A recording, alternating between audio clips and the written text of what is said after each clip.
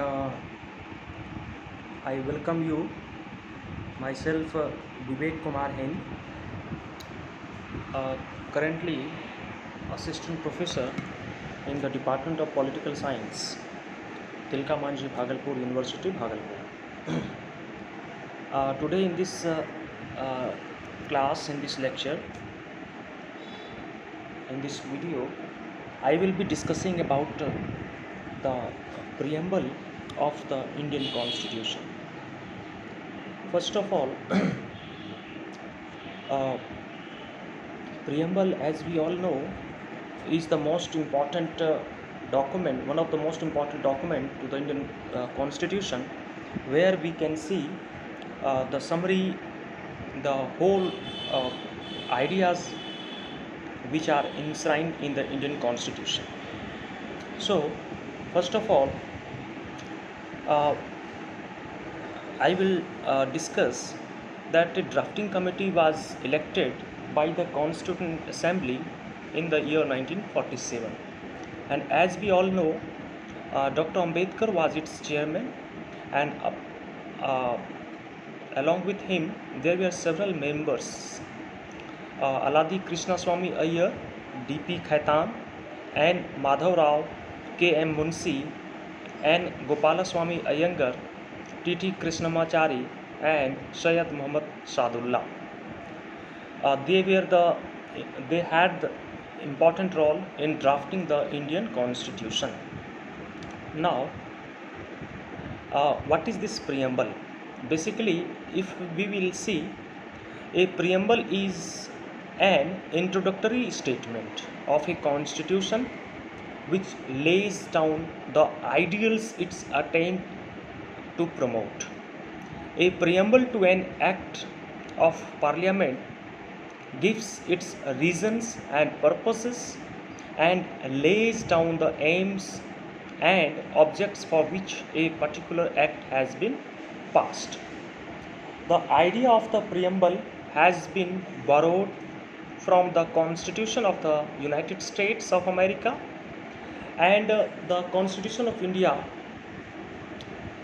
The Constitution of India, or rather the Republic of India, it became on India became a republic on 26th January 1950. As such, if we see, preambles basically is a guidelines of the Constitution. It explains the objectives of the Constitution in two ways. First, it talks about the structure of the governance, number one. On the other hand, it also talks about the ideals which is to be achieved in independent India. Therefore, the preamble is considered to be the key of the Constitution. Now, there are certain objectives which are laid in the preamble. First, it talks about India or Indian state as a sovereign state. India would be a socialist, secular, democratic republic. However, in the original constitution, socialist and secular, these two terms were not mentioned. In 1976, after the 42nd Amendment Act, these two ideas were inserted in the Constitution of India. Second thing, it also has provisions to all the citizens of India. What are those provisions? First is justice. Justice, social justice, economic and political. These three kind of justice is mentioned in the preamble. Second is liberty of thought, expression, belief, faith and worship. And third one is equality of status and opportunity. Fourth is fraternity, assuring dignity of the individual and unity and integrity of the nation. Now, purpose, if we see purpose of the preamble, it basically serves two purposes. First, it indicates the source from which the constitution derives its authority. Like we see, we the people, it means what is the source of the constitution? We the people of India. Second thing is, it also states the objects which the constitution seeks to establish and promote. The constitution is made for some purposes, some objectives, and preamble tells about those objectives. Now, what is the significance of the preamble? The preamble of the Indian Constitution reflects the basic structure and spirit of the Constitution. The preamble acts as a preface of the Constitution of India and lays down the fundamental value and philosophical ideas. It is written. In fact, Indian Constitution is the largest written constitution of the world. Third point is, it contains the basic features of the constitution, and thus it is considered to be a vital part. The preamble, next point is, the preamble doesn't contain laws enforceable in a court. It means that no laws, preamble doesn't talk something like that about any law, about any policy which can be enforced or which is enforceable in a court, but it talks about that no law can be enacted or amended in a manner that violates the spirit of the preamble. Means the Parliament of India cannot make or unmake any law which is against the spirit of the preamble. Thus, the preamble of the Constitution of India is unamendable and unalterable. Now, what is the exact wording in the preamble?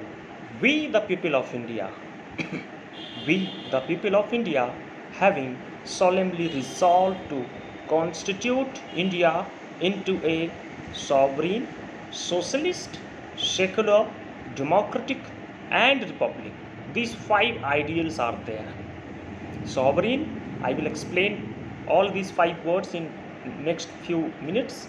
Sovereign, socialist, secular, democratic republic, and to secure to all its citizens. What is to be secured? First is justice, as I already discussed. Three types of justice: social, economic, and political. Then liberty of thought, expression, belief, faith, and worship. Next is equality of status and opportunity, and to promote among them all fraternity, assuring the dignity of the individual and the unity and integrity of the nation. In our Constituent Assembly, this 26th day of November 1949, do hereby adopt, enact, and give to ourselves this Constitution. So this is the wording of preamble. Now, what are the words, what are the ideas which are used in the preamble of the Constitution? First is, we the people. What it indicates? We the people, it indicates that India is a republican polity, which means it shall have no hereditary ruler and the people shall elect their government. Very important point. No constitutional post is hereditary in nature, and for all the constitutional post, it must be fulfilled by the election only. That is one of the important feature of republic. Like we see, England is not a republic. China is a republic. United States of America is a republic. So you can clearly understand the difference. Why England is not a republic? Because its head of the state, England, that is called the queen, the crown, that is monarchy, which is still hereditary in nature. Therefore, England is not a republic. Okay. Now, second point is sovereign. Sovereign means absolute independence. That is a government which is not controlled by any other power, internal or external. Sovereign. It means no external or internal power can control the government. Okay. Third is socialist. What is this socialist? Socialist or socialism, it comes from the word socialism. It means commitment to attain ideals like removal of inequalities, provision of minimum basic necessities to all, and equal pay for equal work. Okay, so next idea is the secularism. In the context of secularism in India, it is said that India is neither religious nor irreligious or anti-religious. It means secularism is very much emphasized in the Constitution of India. Next idea is the democratic principles. The democratic principles are highlighted with the provisions of universal adult franchisee, and perhaps India was among the few countries which adopted this universal adult franchise long back in 1940s, or just soon after adopting the constitution. Then the preamble, these democratic principles are also highlighted in the way elections are conducted, and fundamental rights are there, and a responsible government is there. Next point is about republic. As I earlier talked about, that the preamble declare India as a republic. It means the head of the state, or the head of the government.